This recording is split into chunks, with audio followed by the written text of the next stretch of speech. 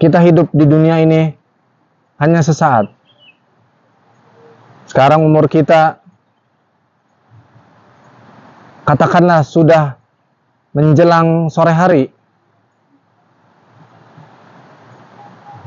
Kita harus ingat, di belakang kita malaikat Israel terus mengintai. Kematian terus membuntuti kita. Maka kata Imam Ghazali, dikatakan perkara apa yang paling dekat? Ada yang menjawab, anak, bukan. Istri, bukan. Keluarga, bukan. Sanak saudara, bukan. Hal yang paling dekat adalah kematian.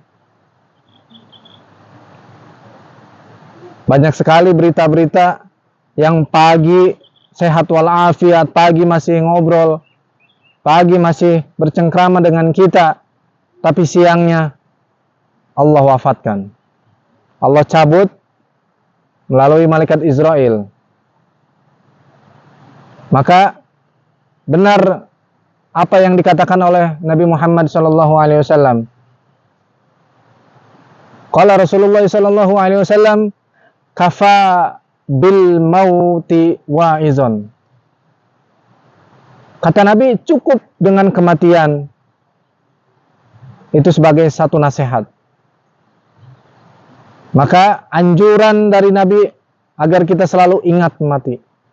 Ingat mati, ingat mati. Jangan kita terlena dengan kehidupan di dunia ini. Jangan kita menumpuk harta sehingga lalai akan kewajiban kita. Di dalam kitab Nasaihul Ibad dikatakan, ya man di dunya hushtagal gadgarrahu tulul amal aw lam yazal fi ghaflatin hatta dana minhul ajal. Ya man bid dunya hushtagal, wahai orang yang sibuk dengan dunianya, terus disibukkan hari-harinya dengan mencari dunia, dari pagi sampai pagi lagi hati dan pikiran dia hanya tertuju kesenangan duniawi. Dia bangun pagi, di dalam hati dan otaknya hanya terbayang-bayang bagaimana dia mencari harta dunia, bagaimana dia mengumpulkan uang, mengumpulkan jabatan, dan lain sebagainya.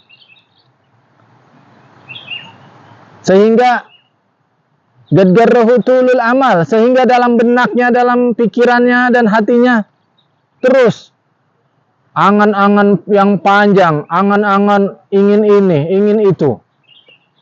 Dia tidak sadar bahwasannya kematian di belakang dia sudah mengintai.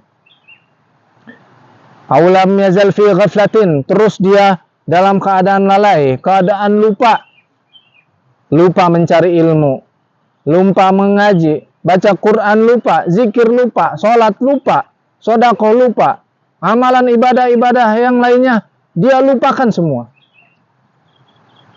Hatta dana minhul ajal, sehingga ajalnya telah mendekat. Ajal sudah mengintai dia tanpa dia sadari. Malaikat Israel sudah siap-siap mencabut nyawa dia, mencabut ruhnya dia. Meskipun harta dia berhasil dengan berkat usahanya, dia menabung dengan banyak pundi-pundi yang dia kumpulkan. Jabatan dia peroleh, kehormatan dia dapat. Setelah itu semua dia dapatkan, ternyata Allah segera mencabut nyawanya. Apa yang dia inginkan terkubur semua. Uang yang dia kumpulkan, dia tidak memberikan atau dia tidak dimanfaatkan sebaik-baiknya untuk akhirat. Maka itu adalah sebuah ancaman, sebuah musibah bagi dia di akhirat.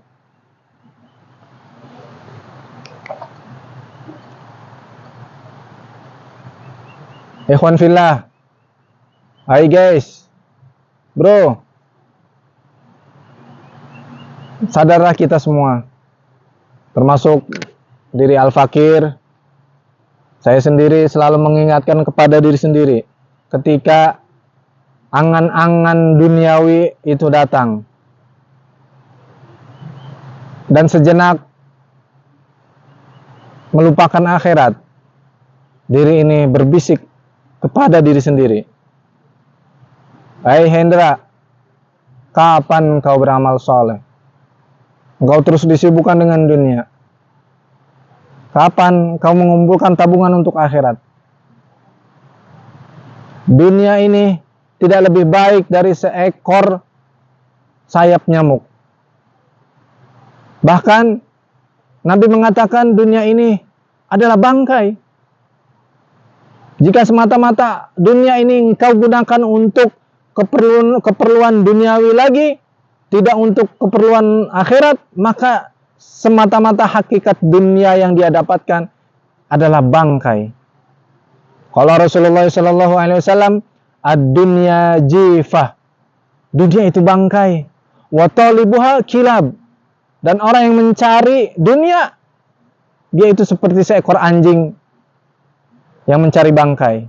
Itulah satu perumpamaan yang Nabi katakan, bahwasannya kita mencari dunia bukan tidak diperbolehkan, bukan kita tidak boleh bekerja, bukan kita tidak boleh usaha, bukan kita tidak boleh mencari pundi-pundi uang.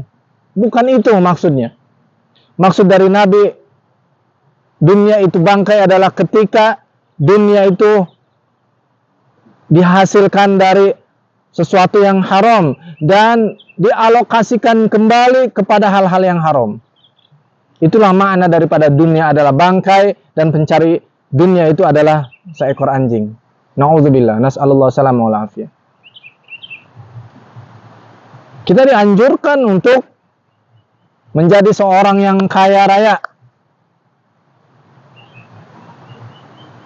Tetapi harta bendanya kaya raya yang kita miliki semua semata-mata untuk akhirat. Kita sedekah, kita infak, kita membangun yayasan untuk keperluan agama.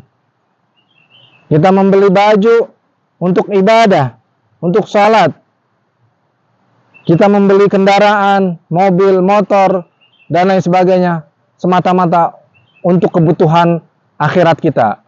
Untuk pergi mengaji, pergi ke majelis ta'lim, pergi ke masjid, dan lain sebagainya. Mudah-mudahan